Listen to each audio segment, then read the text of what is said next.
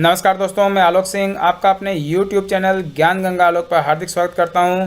जैसा कि आप सभी को विदित है कि शाला दर्पण पर अब जन आधार को ऑथेंटिकेशन की प्रक्रिया कक्षा अध्यापकों के माध्यम से करवाई जाएगी।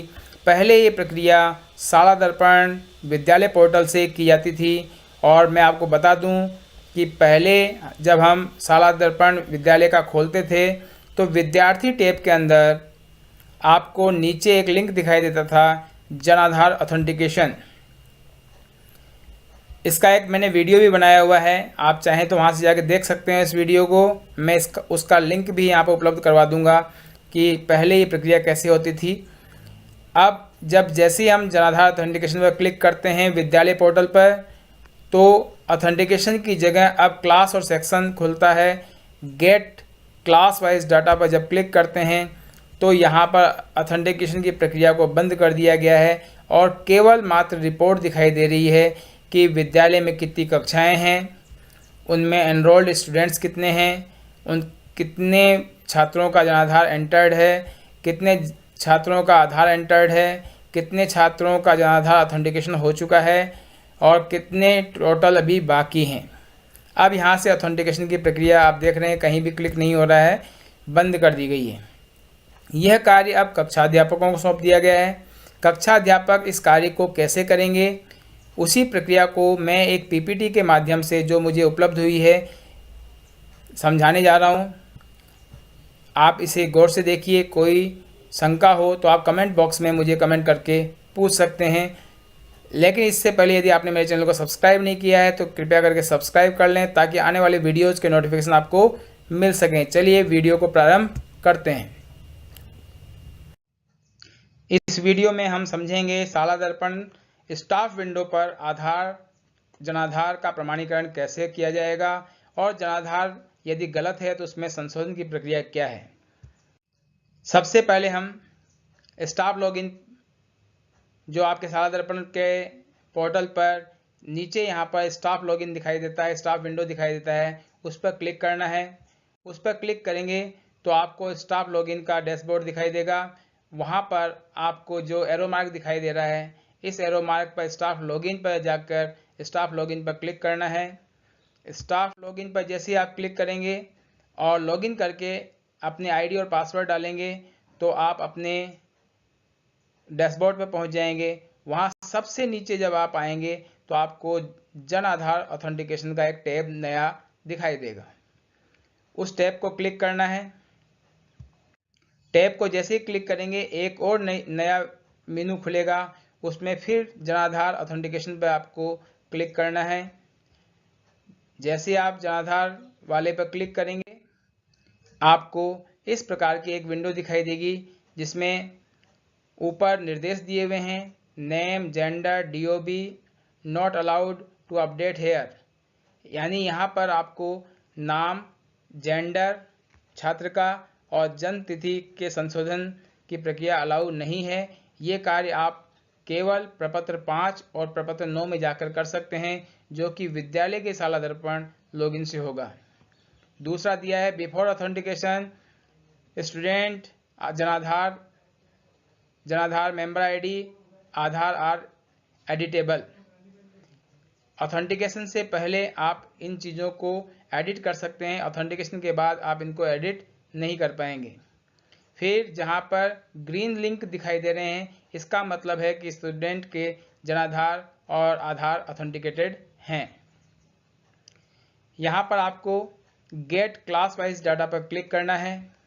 गेट क्लास वाइज डाटा पर जैसे ही क्लिक करेंगे आपको पूरे क्लास की डिटेल दिखाई देगी, जिस क्लास के आप क्लास टीचर हैं।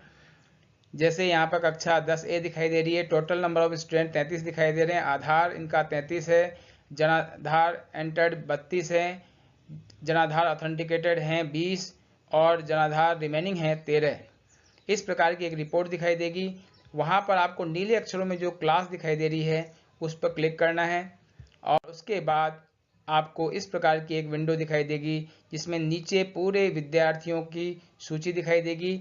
यहाँ पर टोटल नंबर ऑफ स्टूडेंट दिखाई देंगे, उनके जनाधार दिखाई देंगे, ऑथेंटिकेशन रिमेनिंग दिखाई देगा। जैसे ऑथेंटिकेशन रिमेनिंग कितना है 18 और ऑथेंटिकेटेड कितने हो चुके हैं 15 और टोटल विद्यार्थी हैं 33। इसके बाद आप जब उस सारणी में नीचे आएंगे तो आपको कुछ निशान हरे दिखाई देंगे। जो निशान हरे हैं इसका मतलब उनका ऑथेंटिकेशन हो चुका है और जो निशान काले हैं उनका ऑथेंटिकेशन नहीं हुआ है। जनाधार ऑथेंटिकेशन हेतु स्टूडेंट के नाम के सामने वाले ऑथेंटिकेशन ऑप्शन पर आपको क्लिक करना है, जो पीले रंग में आपको दिखाई दे रहे हैं।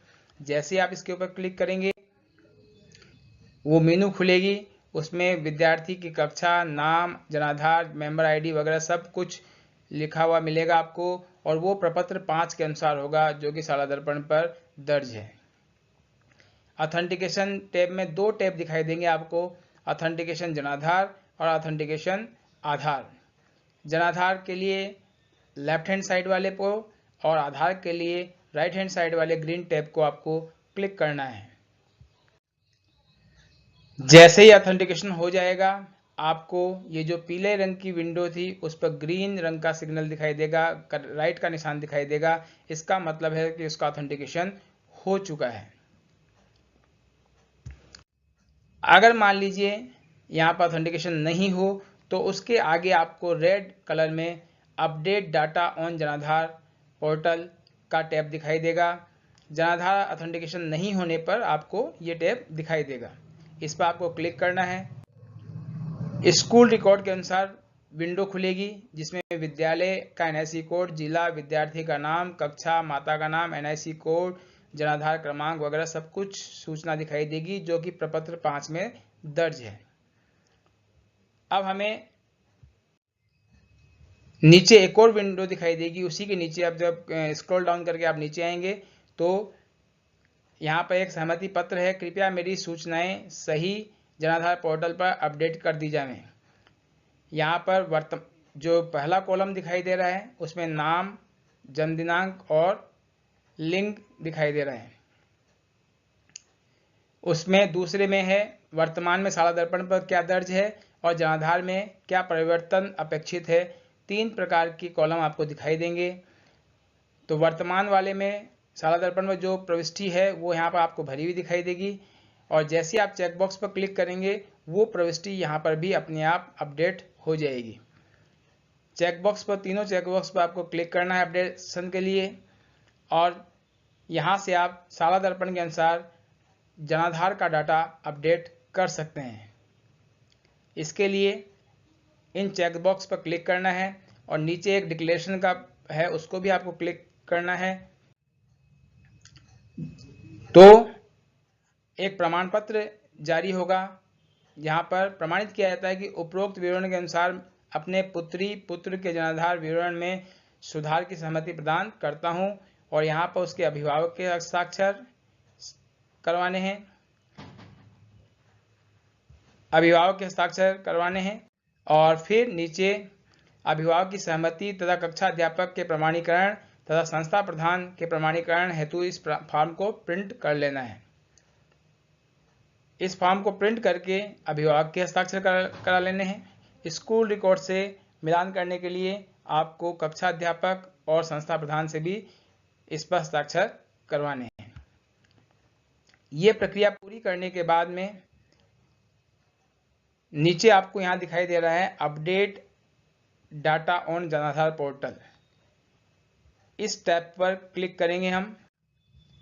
इस टैब पर जैसे ही क्लिक करेंगे फाइनल सबमिट हो जाएगा और उसके बाद जनाधार अपडेशन का प्रोसेस होगा।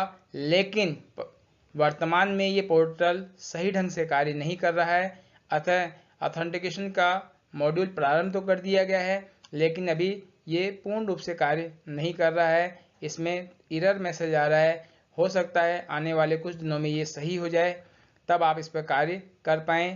प्रक्रिया बड़ी सरल है। यदि आपको कोई असमंजस हो तो आप मुझे कमेंट बॉक्स में कमेंट करके बता सकते हैं। तो इस प्रक्रिया को मैंने एक पीपीटी के माध्यम से आपको समझा दिया है। आपके मन में कोई सवाल हो तो आप मुझे कमेंट बॉक्स में बता सकते हैं। एक नई वीडियो के साथ फिर मिलूंगा, तब तक के लिए अनुमति चाहता हूँ। जय हिंद, जय भारत।